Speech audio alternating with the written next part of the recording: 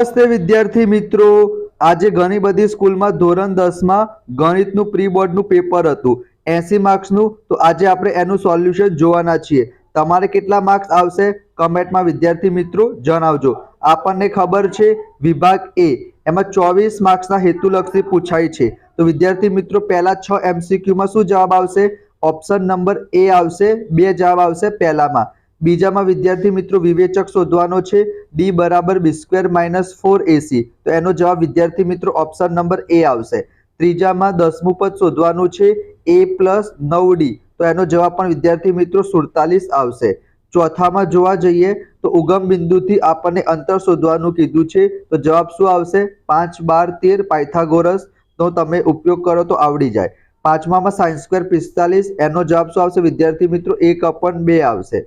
એના પછી જે તમારો છઠ્ઠો વિકલ્પ છે એનો જવાબ શું આવશે? ઓપ્શન નંબર બી આવશે. 645 થી આપણે 100 વડે ભાગીશું તો 6.45 આવશે. તો આ 6 MCQ હતા વિદ્યાર્થી મિત્રો.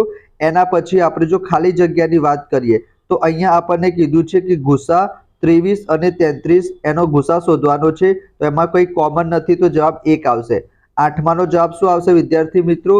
આલ્ફા પ્લસ બીટા કેટલા થાય? -b/c થાય. અને આલ્ફા ઇન્ટુ બીટા કેટલા થશે? -b/a થશે.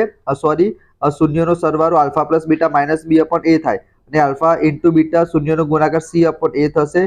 એ એક કટ થઈ જાય તો જવાબ શું આવશે? -b/c આવશે. એના પછી નવમો જોવા જઈએ તો કોઈ ઘટનાની સંભાવના શું ના હોઈ શકે? માઇનસમાં ના હોઈ શકે.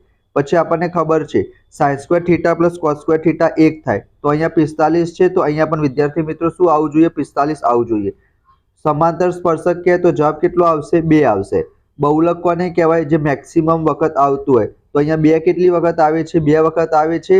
3 પણ 2 વખત આવે છે. તો અહીંયા m બરાબર કેટલા હશે? 2 હશે. બરાબર.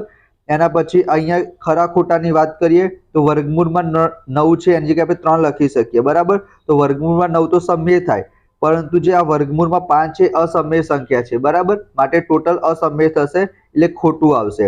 અહીંયા x ની 3 ઘાત છે તો શૂન્યોની સંખ્યા 3 સાચું છે. આને તમે ઉકેલશો તો y કટ થઈ જશે તો x કેટલા થઈ જશે? 7 આવશે. એકદમ સાચું છે. અસંભવ ઘટનાની સંભાવના તો 0 હોય, એ લોકો 1 કીધું છે એનો મતલબ ખોટું આવશે. તો અહીંયા તમે ખરા ખોટા જોઈ શકો છો. એના પછી એક શબ્દના પણ સહેલા હતા. nમું પદ શોધવાનું સૂત્ર અહીંયા તમે જોઈ શકો છો. કેટલા સ્પર્શક હોય? અસંખ્ય. 4 વખત ઉછાળીશું તો એનું સૂત્ર 2 ની n ઘાત. તો n ની જગ્યાએ 4 લખી દઈએ તો 16 જવાબ આવશે. મધ્ય કિંમત તો 10 અને 19 કેટલા થશે? 29. અને એના અડધા થઈ જાય 14.5. અને જોડકા પણ બહુ સહેલા હતા. વર્તુળનો પરિઘનું સૂત્ર શું આવે? 2πr. ક્ષેત્રફળ કેટલું આવે? πr². શંકુનું ઘનફળ કેટલું થાય? 1/3 πr²h. નળાકારનું ઘનફળ કેટલું થાય? πr²h. કારણ કે વિદ્યાર્થી મિત્રો એક નળાકાર હોય એનામાંથી આપણે 3 શંકુ બનાવી શકીએ તો નળાકારનું πr² થાય. એને 3 વડે આપણે ડિવાઈડ કરી દેવાના. તો ફરીથી એક વખત હું તમને 24 બતાવી દઉં છું. તમે સ્ક્રીનશોટ લઈ લો કે આ તમારા 6 વિકલ્પો છે. એના પછી વિદ્યાર્થી મિત્રો આ તમારી 6 ખાલી જગ્યાઓ છે. એના પછી આ તમારા 4 ખરા ખોટા, એના પછી 4 એક શબ્દના અને એના પછી 4 તમારા જોડકા. જો આપણે વિભાગ બી ની વાત કરીએ તો પણ વિભાગ બી સી ડી એકદમ સહેલો હતો.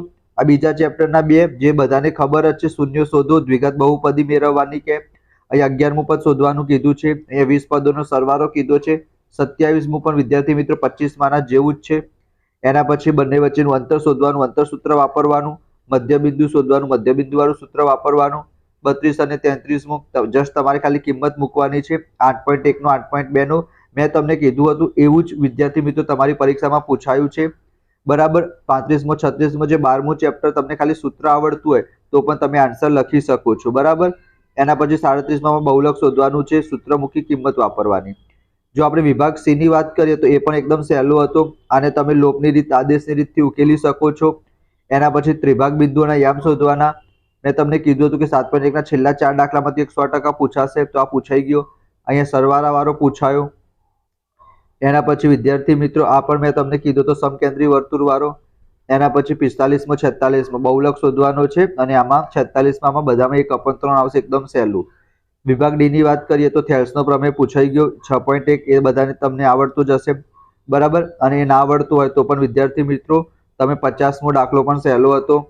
એના સિવાય મધ્ય શોધવાનો હતો, મધ્યક શોધવાનો હતો બરાબર, ખૂટતી આવૃત્તિવાળા નહોતા પૂછાયા તો બહુ સારું કહેવાય.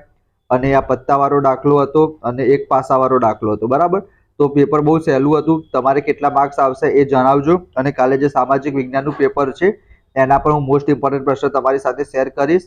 તો ફટાફટ વિદ્યાર્થી મિત્રો વિડીયોને લાઇક કરો, ચેનલને સબસ્ક્રાઇબ કરો, દોસ્તો સાથે શેર કરો. Thank you so much.